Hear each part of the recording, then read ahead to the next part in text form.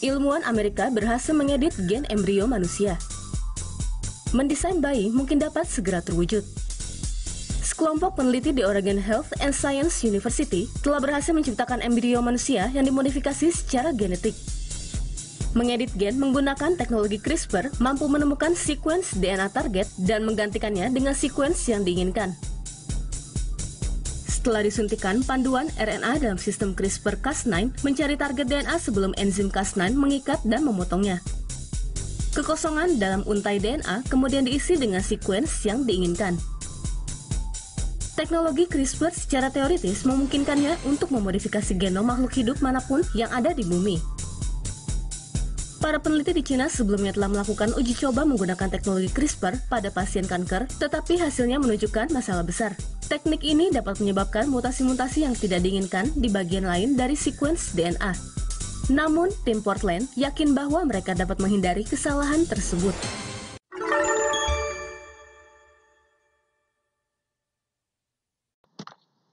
Halo teman-teman semua, kami dari kelompok 11 akan mempresentasikan materi kami dengan tema pemetaan genetik dan rekayasa genetika pada manusia. Kelompok kami terdiri dari 3 anggota, yaitu Agnes Melania, Birgitta Evanda Citra, dan juga saya sendiri Elizabeth Retno Palupi. Baik, untuk selanjutnya, sebelum memulai presentasi tentang pemetaan gen dan rekayasa genetika, saya ingin memberitahu teman-teman bisa melihat video tentang rekayasa genetika, linknya sudah kami cantumkan dan nanti juga kami upload ke Google Classroom. Jadi teman-teman bisa melihat video tersebut dan setelah melihat video tersebut, nanti teman-teman bisa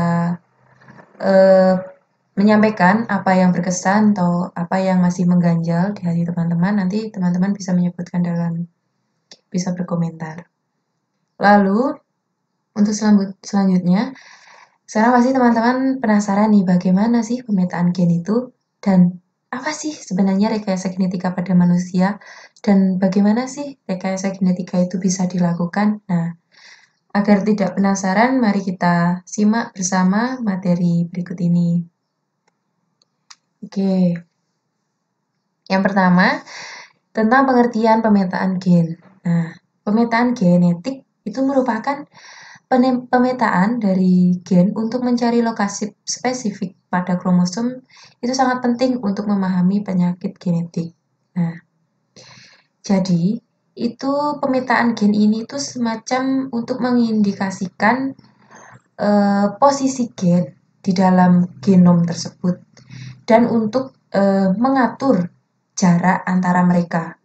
Nah, dalam pemetaan gen ini itu juga menjelaskan letak gen itu dalam lokus. Nah, dari sini akan memberikan sebuah informasi jadi yang dibutuhkan untuk membentuk manusia dan juga untuk pemetaan gen ini itu dapat dilakukan secara fisik ataupun secara genetik. Begitu. Lalu, selanjutnya kita akan masuk ke pengertian rekayasa genetika. Nah, secara harfiah, eugenika atau eugenik dalam bahasa Inggris berarti adalah makhluk yang baik. Nah, eugenika ini adalah suatu konsep tentang upaya memperbaiki mutu spesies dalam manusia dengan cara perkawinan selektif.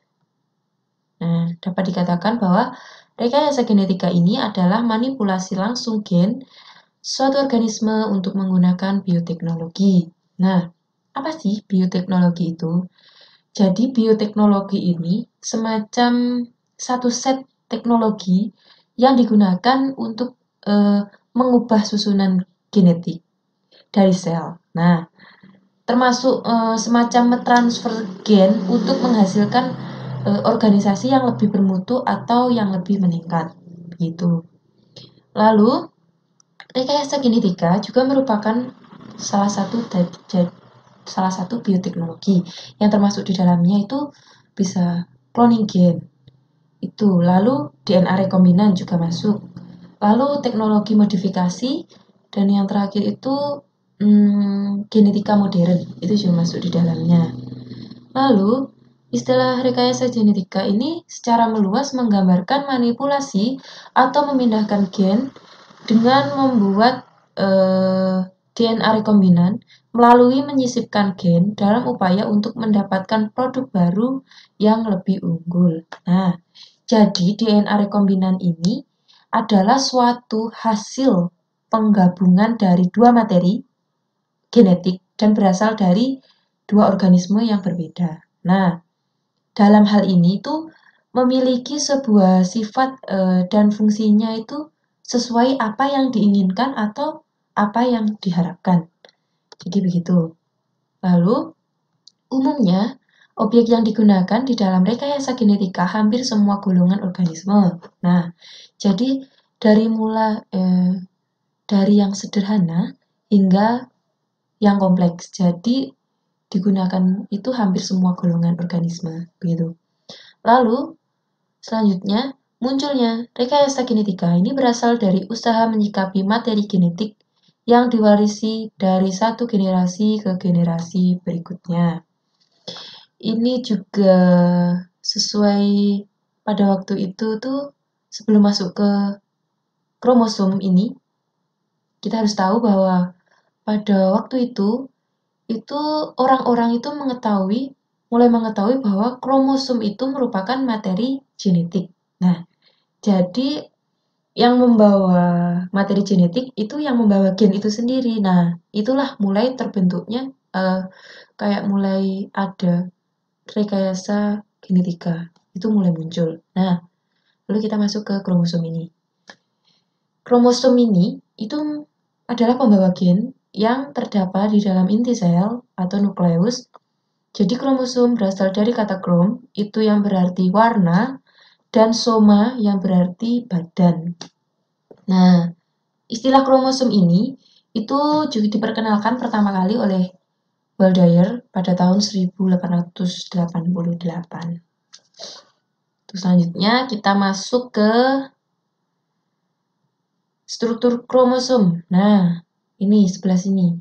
Kromatid. Nah, kromatid ini adalah salah satu dari bagian identik kromosom itu yang terbentuk setelah fase S pada pembelahan sel. Nah, lalu kita masuk ke sentromer. Nah, ini adalah tempat persambungan kedua kromatid dan tempat melekatnya mikrotubulus. Lalu ini lengan. Nah, lengan pendek itu disebut P dan lengan panjang itu disebut dengan Q. Nah, jadi karakter kromosom ini itu bisa dipelajari. Nah, pada fase prometafase dari mitosis. Nah, karena kromosom-kromosom ini tersebar dan tidak saling tumpang tindih antara satu dengan yang lainnya. Gitu. Jadi masing-masing kromosom ini berbentuk silindroid, yaitu 4 bagian lengan, dan 2 kromatid itu masing-masing berbeda. Dari setiap kromatid itu, kromosom itu tersusun atas molekul DNA, gitu. Lalu nukleusum itu dan protein histon itu akan membentuk suatu super spiral yang disebut dengan super spiral tersebut. Lalu setelah itu kromosom itu akan tampak lebih memendek begitu. Lalu untuk selanjutnya kita akan masuk ke pengertian kromosom dari para ahli. Yang pertama, Fleming pada tahun 1879 itu menggunakan istilah mitosis untuk mendefinisikan kromosom. Nah, pada tahun 1880, Farmer dan Moore memberikan istilah baru, meiosis, sebagai istilah mekanisme reduksi pada kromosom. Lalu, Roux pada tahun 1883 itu juga menjelaskan bahwa kromosom memiliki andil dalam pewarisan keturunan. Lalu yang ketiga, Benden dan Boveri tahun 1887 ini juga melaporkan bahwa jumlahnya sangat stabil dari generasi ke generasi. Setelah itu Mendel, yaitu pada tahun 1865, itu mencetuskan hukum. Para ahli menyatakan bahwa kromosom tersebut merupakan bagian penentu keturunan pada manusia. Lalu yang terakhir pada tahun 1983 itu Morgan, itu menemukan bahwa kromosom itu memiliki fungsi yang genetik. Nah, dari sini dapat disimpulkan bahwa kromosom adalah bagian penting di mana kromatid mengandung DNA. Dan setiap gen dalam molekul DNA ini membawa instruksi untuk membantu satu jenis protein. Apa sih protein? Protein itu adalah molekul yang sangat penting dan molekul ini memiliki banyak fungsi, begitu. Dan lalu kita masuk ke DNA, ini merupakan molekul panjang yang menyimpan informasi genetik. Jadi total informasi genetik yang ada di dalam DNA suatu sel yang disebut dengan genom. Nah, tugas gen itu di dalam molekul DNA itu untuk memberitahu sel. Jadi memberitahu sel bagaimana cara memproduksi semua senyawa kimia yang beda atau protein tersebut yang dibutuhkan agar semua dapat berfungsi dengan baik. Begitu. Baik, untuk selanjutnya kita akan masuk ke sejarah pemetaan gen. Nah, pada tahun 1911, Thomas Han Morgan ini melakukan sebuah penelitian dari warna kromosom X, kromosom betina, pada hewan lalat buah. Dan pada saat itu dia menemukan gen. Lalu, Wilson menggabungkan bahwa gen seks yang berhubungan bertanggung jawab atas buta warna dan hemofilia. Karena penyakit buta warna dan hemofilia itu sering ditemui di kromosom X atau di keturunan pada wanita. Begitu. Lalu untuk selanjutnya kita masuk ke Human Genome Project. Ini merupakan sebuah proyek ilmiah untuk mengidentifikasikan gen pada manusia. Human Genome Project ini mempunyai sebuah tujuan. Tujuannya ialah untuk pemetaan gen secara penuh atau secara utuh dan memahami semua gen itu dalam makhluk hidup dan semua gen itu secara bersama. Jadi memahami itu secara bersama-sama. Lalu setiap tahun sejak dari berdirinya HGP pada tahun 1988 ini, HGP telah membuat rencana tahunan untuk mengidentifikasikan gen pada manusia. Dan rencana ini berjalan dengan sangat baik dan mencapai target hingga melampaui batas yang ditargetkan pada waktu itu. Baik. Lalu pada bulan Februari 2001, rangkaian genom dipublikasikan dan pada 2003, bentuk lengkap dari rangkaian ini dipublikasikan juga. Nah, lalu proyek ini didukung oleh beberapa negara, Amerika Serikat, Jepang, Jerman, Cina, Inggris, dan juga Australia. Serta didukung oleh para donatur, sehingga kegiatan penelitian itu tadi berjalan dengan lancar dan juga berjalan dengan baik.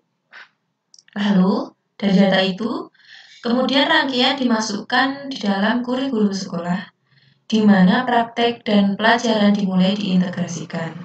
Nah, kesehatan kemudian mengambil alih data itu. Nah, dan menemukan sebagai inovasi baru bagi biologi molekuler yang berfungsi untuk mendeteksi penyakit kronis dan letaknya atau kecacatan dan traumatik.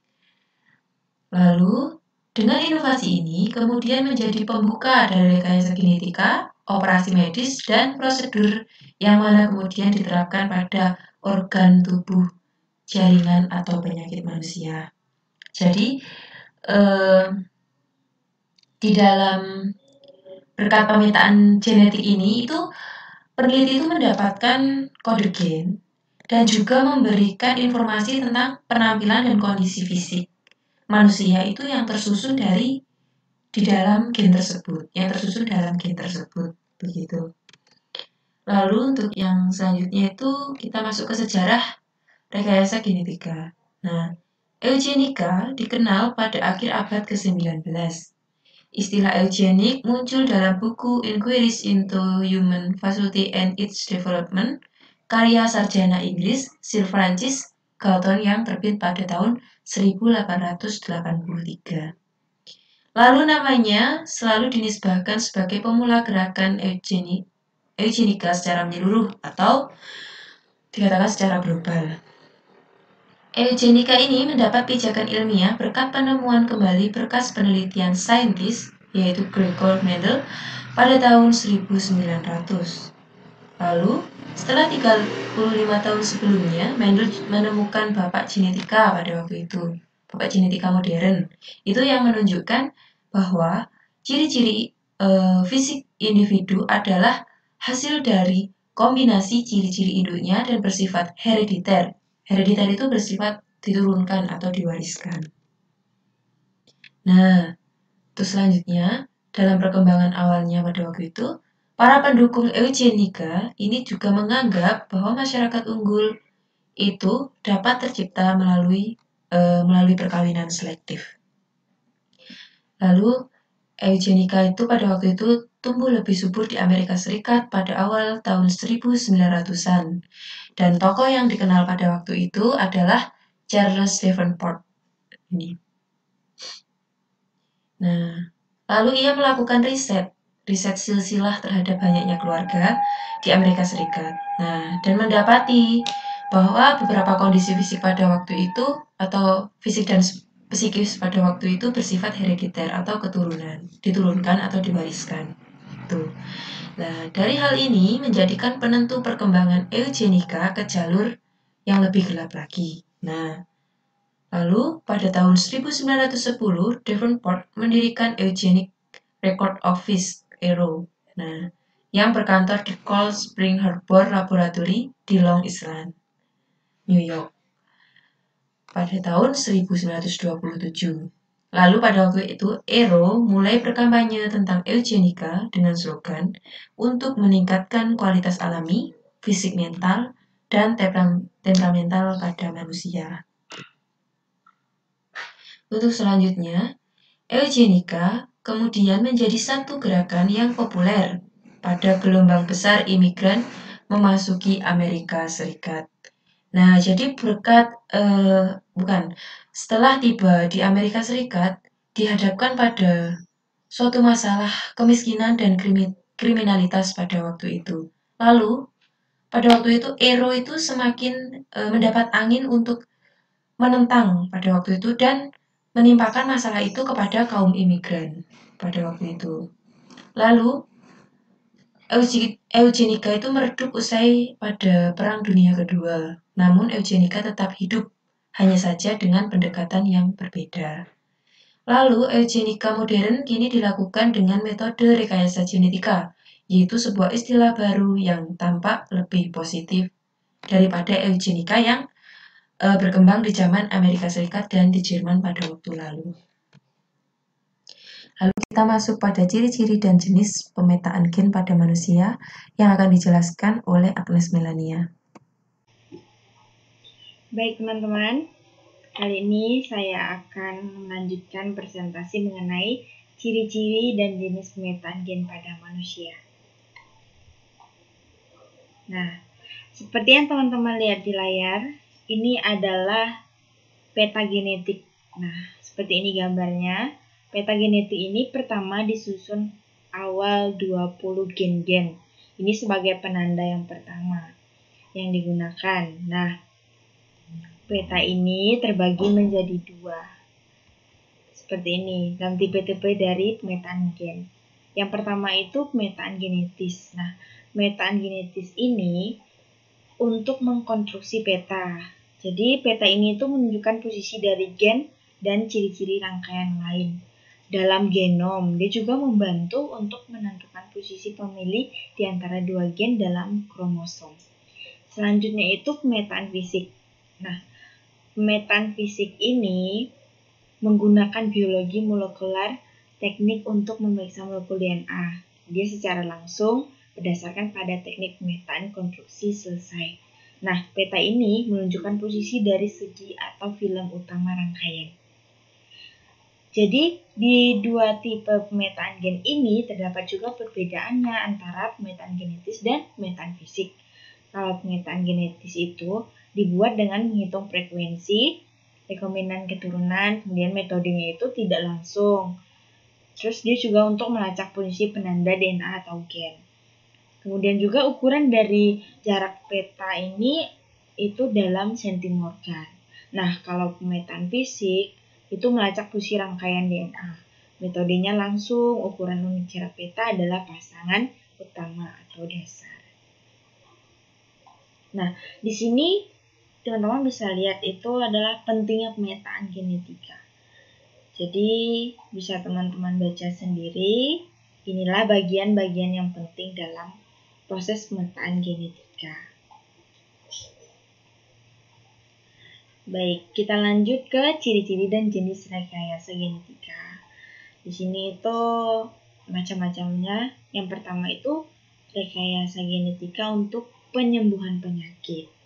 Jadi, rekayasa ini digunakan untuk melenyapkan penyakit yang berat, penyakit yang sampai detik ini itu belum bisa disembuhkan atau belum ada obatnya. Jadi, bisa menggunakan rekayasa genetika ini. Jadi, contohnya itu seperti HIV dan sebagainya. Intinya penyakit yang sampai detik ini ada tetapi belum ada obat atau cara untuk menyembuhkannya. Nah, di sini dari proses penyembuhan pertama-tama itu ada beberapa bagian. Yang pertama itu terapi sel.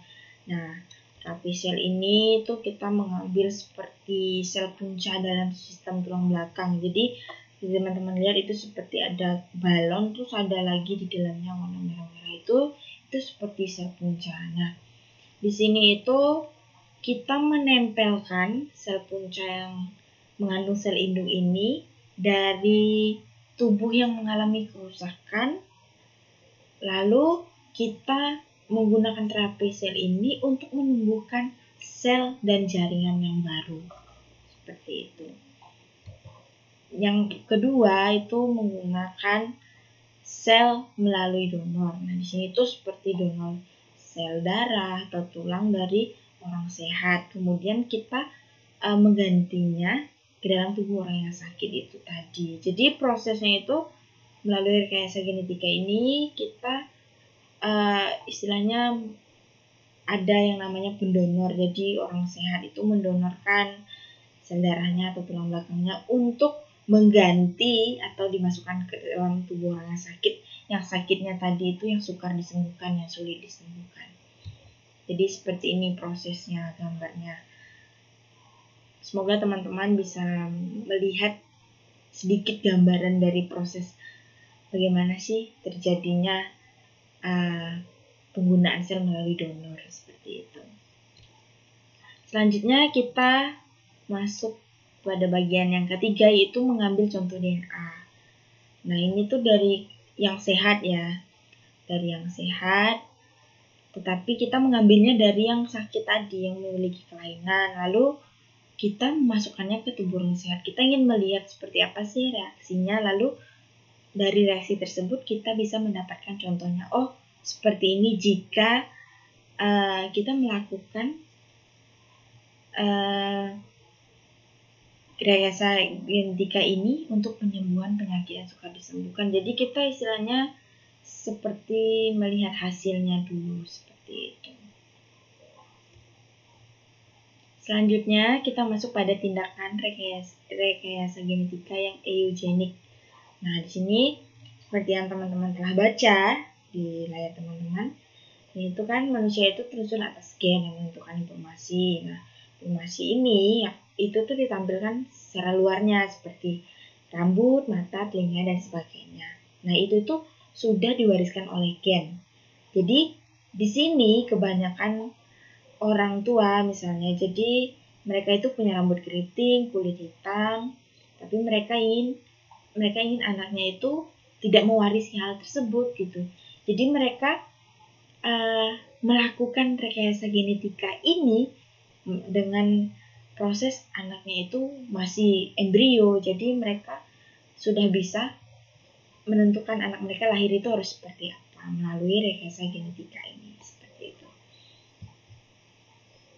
Nah, ini bagian-bagiannya. Jadi yang pertama itu kita menggunakan rekombinasi DNA. Nah, ini sebagai pemisah. Jadi seperti teman-teman lihat di layar itu gambarnya kurang lebih seperti itu.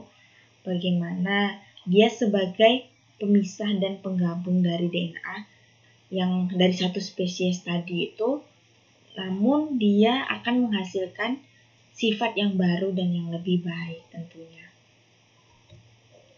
Yang kedua ini fusi sel. Jadi fusi sel ini itu sebagai peleburan dua sel. Seperti teman-teman lihat itu terlihat jelas ya, sel manusia dan sel Myelomaticus. Jadi di sini itu dua sel yang menjadi satu gitu, menjadi satu terus membentuk sebuah protein lalu memproduksi atau mengandung gen asli. Jadi lalu keduanya ini hasilnya ini disebut sebagai hibridoma. Selanjutnya, metode atau cara pemetaan gen dilakukan. Yang pertama itu analisis kekerabatan didasarkan pada pemetaan genetik. Jadi, pada prinsipnya, genetika kekerabatan pasangan gen ini salah satunya diwariskan secara independen. Jadi, seperti diharapkan untuk gen pada kromosom yang berbeda. Atau mungkin kekerabatan ini itu menunjukkan itu hanyalah sebagian, kadang diwariskan bersama, kadang tidak. Jadi kadang bisa sama, misalnya kromosomnya bisa sama ataupun tidak, padahal ini itu dihasilkan oleh gen yang independen, yang satu seperti itu. Yang kedua adalah pemetaan fisik tekniknya, pemetaan yang dibatasi. Jadi jelas ya bahwa pemetaan fisik ini membandingkan ukuran fragmen. Jadi yang diproduksi melalui molekul DNA, lalu dia dicerna dengan dua enzim. Jadi terbatas, berbeda. Jadi bisa dikenal juga sebagai target yang berbeda. Jadi pemetaan fisik ini ya sebagai pembatas seperti itu. Selanjutnya ini tentang metode atau cara rekayasa genetika itu dijalankan seperti apa sih? Nah, yang pertama itu, ini proses sederhananya ya teman-teman. Jadi yang pertama itu mengidentifikasi gen, membuat DNA, pemasangan si DNA, penyisipan DNA, membuat klon bakteri, pemanenan produk. Nah, dari tahap-tahapan inilah proses atau gambarnya. Kira-kira seperti inilah teman-teman. Selanjutnya, pada bagian ini kita ada bagian sequencing DNA. Di sini itu sebagai penentuan kayak urutan ya. Jadi dia seperti diagram atau grafik. Jadi kayak menentukan bahasa suatu fragmen itu dia dari tinggi ke rendah atau sebaliknya seperti itu. Dan prosesnya ini sangat lama. Yang kedua itu aplikasi gen secara in vitro. Jadi seperti teman-teman lihat di gambar, dia ini seperti mensintesis ya. Jadi fragmen DNA-nya itu dimulai dari satu rantai, terus semakin merantai gitu sampai di akhirnya seperti itu. Jadi ini tuh ibaratnya kayak proses sintesisnya itu melalui dari satu rantai ke rantai yang lebih banyak lagi seperti itu. Jadi istilahnya caranya menyebar seperti itu. Yang terakhir ini tentang konstruksi gen. Jadi setiap gen ini kan terdiri dari pemotor ya, kayak daerah yang bertanggung jawab, maksudnya untuk daerah ini, untuk gen ini itu sebagai penanda. Dan kita juga bisa melihat di sini melalui konstruksi gen ini kita berarti bisa membedakan perubahan sel. Jadi konstruksi gen ini itu kita sebut juga sebagai vektor ekspresi. Jadi kita bisa melihat apa yang terjadi saat gen itu kita lakukan dengan proses rekayasa genetika. Jadi sekian presentasi dari saya. Mungkin jika ada yang kurang jelas atau kurang paham, silakan bertanya. Terima kasih. Baik, saya akan melanjutkan presentasi dari Saudari Lupi dan Saudari Agnes. Yang akan saya bahas pertama adalah dampak pemetaan gen dan rekayasa genetika pada manusia. Untuk dampak pemetaan gen, kami mengkategorikannya menjadi 2 tahap, yaitu dampak positif dan dampak negatif. Untuk dampak positifnya ada 3 bagian, yakni melacak lokasi gen, mengetahui lokasi gen, dan memberikan informasi yang dibutuhkan. Sebenarnya inti dari ketiga hal ini adalah sama, yaitu menentukan lokasi gen, di mana lokasi gen ini sangat penting dan dibutuhkan untuk memberikan informasi bagi ilmu medis, ilmu pengetahuan lain, dan biologi molekuler. Dengan adanya informasi tentang lokasi gen, kita dapat mengetahui lokasi gen di mana gen itu dapat membentuk organ, jaringan, kemudian kita dapat mendeteksi tentang penyakit, maupun lokasi-lokasi gen yang didiagnosa menderita kecacatan ataupun sesuatu yang tidak normal. Dengan demikian, hal ini memberikan sumbangsih yang sangat besar bagi dunia ilmu pengetahuan, khususnya ilmu biologi. Selanjutnya adalah dampak negatif dari pemetaan gen. Dampak negatif dari pemetaan gen adalah karena adanya suatu informasi tentang lokasi gen ini memberikan kesempatan bagi para penggerak industri maupun para pemilik kepentingan untuk menggunakan gen sebagai ladang bisnis dan eugenika. Pengertian tentang eugenika sudah dijelaskan oleh teman saya di slide yang sebelumnya. Ladang bisnis yang dimaksud bisa berupa penjualan sperma, kemudian penjual belikan embrio yang dapat digunakan untuk tujuan yang kurang baik. Selanjutnya, saya akan melanjutkan pada dampak rekayasa genetika. Masih sama dengan sebelumnya, kedua dampak yang saya maksud adalah dampak positif maupun dampak negatif. Dampak positifnya jauh lebih sedikit ketimbang dampak negatif dari rekayasa genetika.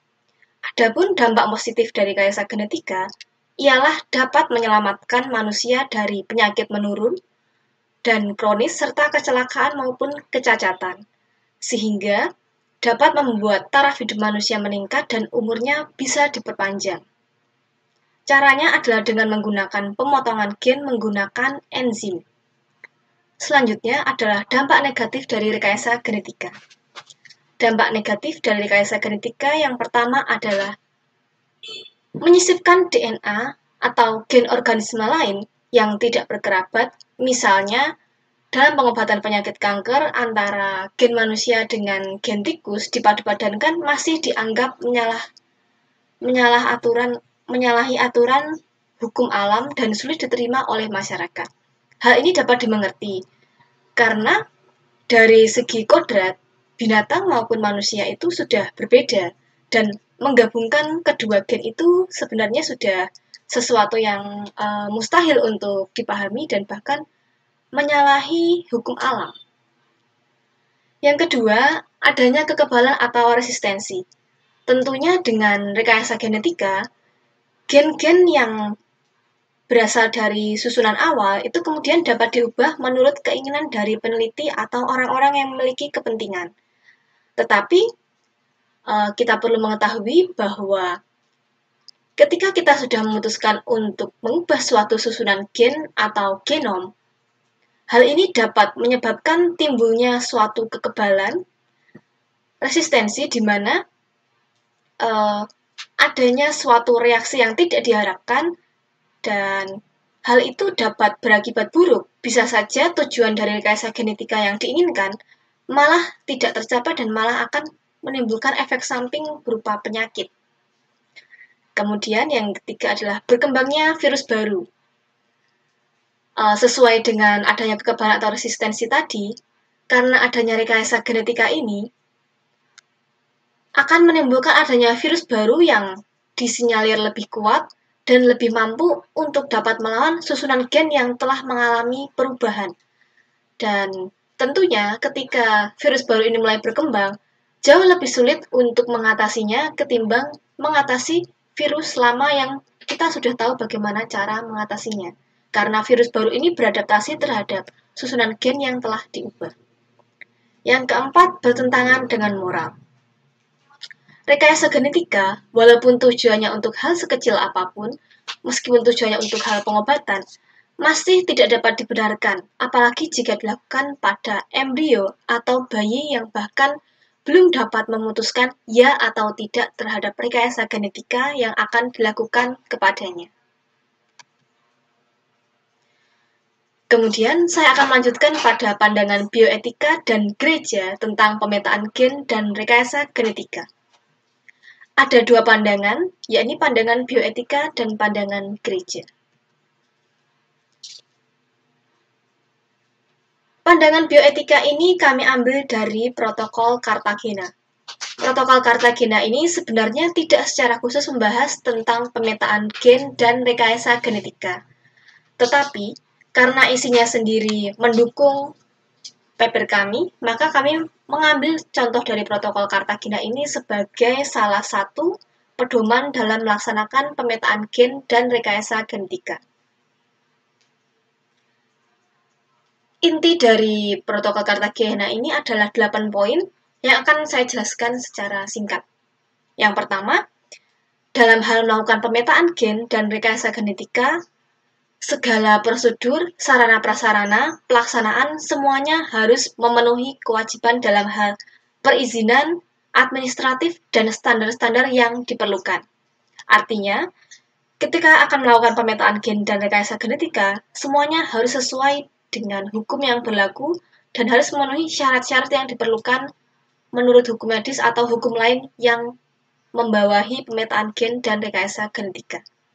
Yang kedua, dalam melaksanakan pemetaan gen dan rekayasa genetika, hal ini memerlukan seorang koordinator atau seorang ahli yang memiliki kepercayaan dan juga kemampuan yang dapat melakukan pemetaan gen dan rekayasa genetika dengan baik.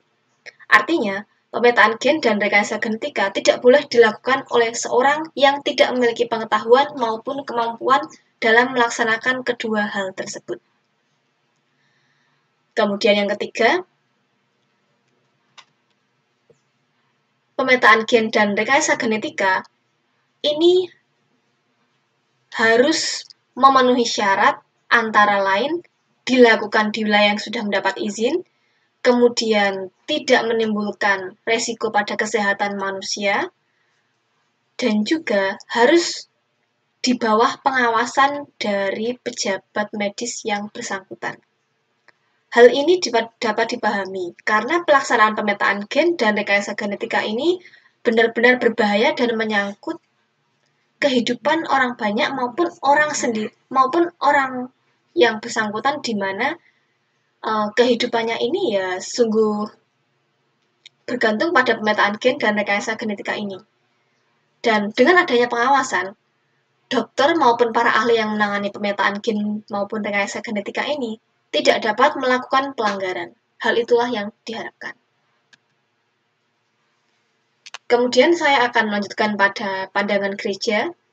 Pandangan gereja yang pertama adalah pandangan Santo Thomas Aquinas, yakni tentang hukum kodrat atau ius naturale. Thomas Aquinas sendiri mendefinisikan hukum sebagai perintah akal budi demi kebaikan umum dan dipromulgasikan oleh orang yang bertugas memimpin masyarakat. Artinya, akal budi yang benar-benar masih lurus dan ini dapat membimbing manusia kepada kebenaran, sehingga apapun yang dilakukan oleh manusia ini tidak dapat salah, karena akal budi sendiri berasal dari hukum tertinggi, yaitu hukum Allah. Yang kedua, hukum kodrat merupakan hubungan objektif antara akal budi manusia dengan akal ilahi, sehingga apapun kehendak Allah ini dapat dipahami dengan cara mengarahkan akal budi sehingga dapat menuntun manusia kepada kebenaran. Dengan demikian, sebenarnya hukum positif atau hukum manusia ini merupakan alat dari hukum kodrat. Artinya, hukum positif ini dapat salah karena dapat melanggar hukum kodrat. Tetapi, hukum kodrat yang benar, yang berasal dari Allah sendiri, itu tidak dapat salah. Sehingga, hukum kodrat ini dapat menuntun hukum positif semakin menuju kemanusiaan dan dapat mengikat kesadaran manusia.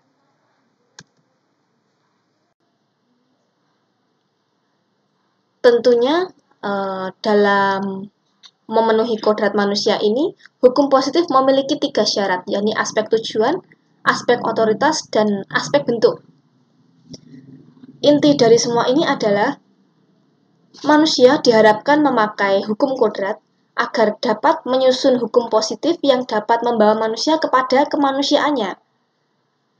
Sehingga syarat utama di mana hukum kodrat ini dapat berguna adalah ketika hukum positif ini benar-benar membawa manusia kepada kemanusiaannya. Dan hukum kodrat ini mengawal semua langkah di mana hukum positif ini dibentuk maupun dilaksanakan. Maka dalam menanggapi pemetaan gen maupun rekayasa genetika, hukum kodrat melihat bahwa rekayasa genetika ini maupun pemetaan genetika diperbolehkan asalkan membantu agar manusia menjadi lebih manusia. Berbeda dengan pendapat agama lain bahwa manusia itu adalah manusia sesungguhnya ketika dia dilahirkan, agama Katolik melihat bahwa manusia itu sudah menjadi manusia yang bermartabat ketika sudah terjadi persatuan antara sperma dan ovum. Sehingga ketika martabat manusia ini dihancurkan dengan melakukan pemetaan gen dan rekayasa genetika, citra Allah ini hilang. Yang kedua, pandangan gereja adalah berupa dokumen gereja yang berjudul Dignitatis Personae. Dalam hal ini, gereja tidak menolak adanya pengembangan dalam ilmu biologi, karena ilmu biologi sendiri ini penting untuk mengenal manusia bahkan dalam segi terkecil, yaitu gen. Tetapi, batas dari penggunaan ilmu biologi dalam rangka reproduksi khususnya itu sangat terbatas, yakni teknologi ini dapat sifatnya membantu saja, tetapi tidak boleh menggantikan. Intinya, teknologi biologi, khususnya biologi molekuler, sifatnya hanya boleh membantu dan memfasilitasi adanya konjugal, tetapi menolak yang namanya fertilisasi buatan maupun hibridisasi. Dalam hal ini, embrio ditolak bila digunakan sebagai bahan percobaan, karena kembali lagi bahwa embrio ini sudah menjadi manusia yang sepenuhnya bermartabat. Pemetaan gen dan semua proses rekayasa genetika yang lain didukung oleh gereja, sejauh dapat mendukung proses alami manusia dan bukan mengganti maupun merubahnya. Sehingga yang dapat diizinkan oleh gereja adalah dalam hal pengobatan. Anak cacat sekalipun tidak dapat ditolak oleh gereja, karena jika kita membingkai manusia sebagai normal maupun tidak normal, itu menyalahi hak Allah sebagai Sang Pencipta. Dalam hal ini, prinsip creatio continua dan imago Dei sangat berpengaruh. Yang pertama, creatio continua atau penciptaan yang berkelanjutan. Hal ini menitikberatkan peran Allah sebagai Sang Pencipta. Kita menghormati Allah sebagai Sang Pencipta. Artinya, manusia memang dapat memperpanjang kehidupan, tetapi manusia tidak dapat menciptakan kehidupan. Sedangkan karunia yang paling besar adalah kehidupan. Sehingga dari sini kita dapat mengetahui bahwa manusia yang kodratnya adalah ciptaan tidak dapat mengambil alih hak dan kewajiban Allah sebagai Sang Pencipta. Dan ketika rekayasa genetika ini terjadi, manusia seolah-olah menjadi Sang Pencipta itu sendiri, sehingga dia seolah-olah merebut hak Allah. Hal ini menyalahi kodrat manusia sebagai ciptaan. Prinsip Imago Dei dalam hal ini juga dirusak dengan adanya rekayasa genetika. Apalagi jika rekayasa genetika ini merubah dan bahkan menggantikan kodrat manusia yang sesungguhnya. Karena kebanyakan rekayasa genetika yang terjadi menghilangkan ciri Imago Dei, sehingga ciri amat sangat baik yang merupakan gambaran dari Allah sepenuhnya hilang. Namun, hal ini dapat dicegah maupun ditangani dengan adanya beberapa langkah pastoral bagi para pelaku medis. Langkah-langkah ini diantaranya adalah sosialisasi, penetapan hukum medis yang ketat, peraturan rumah sakit maupun instansi diseragamkan, pemberitahuan melalui pamflet, penetapan melalui undang-undang, pelaksanaan rekayasa harus diawasi oleh petinggi medis, pembinaan bagi para pelaku medis, dan adanya pastoral care untuk para pasangan dan suami istri tentang bahaya eugenika serta promosi tentang kehidupan manusia bermartabat. Dalam hal ini, gereja, pemerintah, instansi yang terkait maupun para ahli biologi dan para petinggi medis harus mau bekerja sama untuk memberitahukan bahwa eugenika itu sepenuhnya dilarang dan bahwa orang tua maupun para pasangan yang akan menjalin hubungan ke taraf yang lebih serius yakni pernikahan harus diberitahu sebelumnya bahwa kehidupan yang bermartabat bukanlah kehidupan yang dapat diperoleh hanya dengan menggunakan rekayasa genetika saja, tetapi adalah kehidupan yang dimana manusia itu memaknai kodratnya sebagai sebuah ciptaan, bukan sebagai Sang Pencipta. Dan hal ini dapat dilakukan dengan adanya penetapan hukum dan pelaksanaan rekayasa genetika maupun pemetaan gen yang taat hukum medis. Tentunya sosialisasi maupun pemberitahuan melalui pamflet akan sangat membantu, terutama khususnya bagi para masyarakat awam yang masih belum mengetahui tentang pengembangan hukum medis dan perkembangan ilmu kedokteran sekarang ini.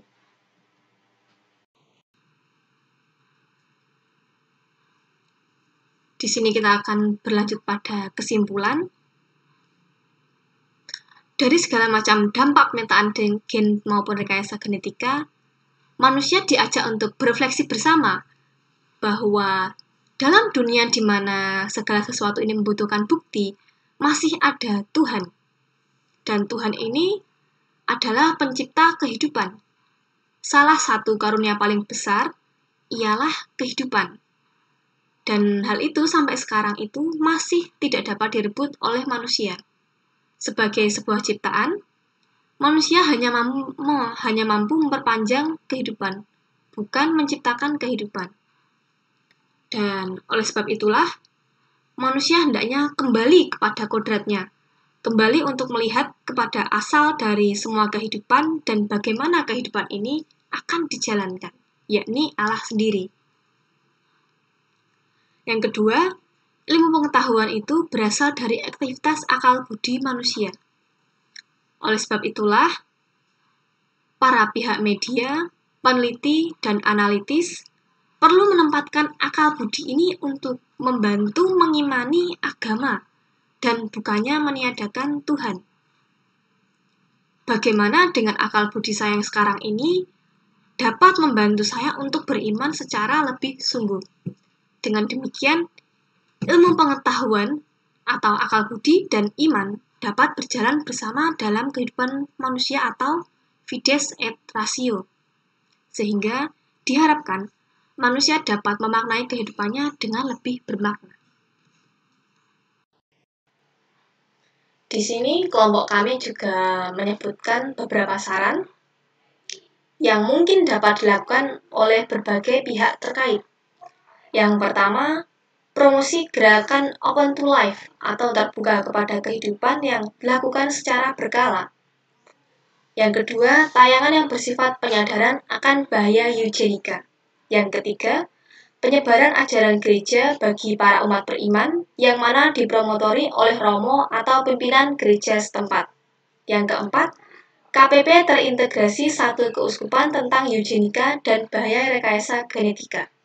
Yang kelima, dukungan terhadap kampanye rumah sakit, klinik, perawatan, dan bisnis medis yang ramah dan manusiawi. Dan yang terakhir adalah gerakan melek medis dan budaya sadar dan kritis terhadap budaya medis zaman kini. Saran-saran ini hanyalah beberapa yang dapat kami simpulkan dari paper kami. Adanya tindakan yang lebih lanjut tentang saran ini tentunya diharapkan, tetapi khususnya bagi para pelaku pastoral maupun para calon katekis dapat diharapkan untuk mensosialisasikan gerakan ini secara lebih lanjut. Demikian presentasi yang dapat saya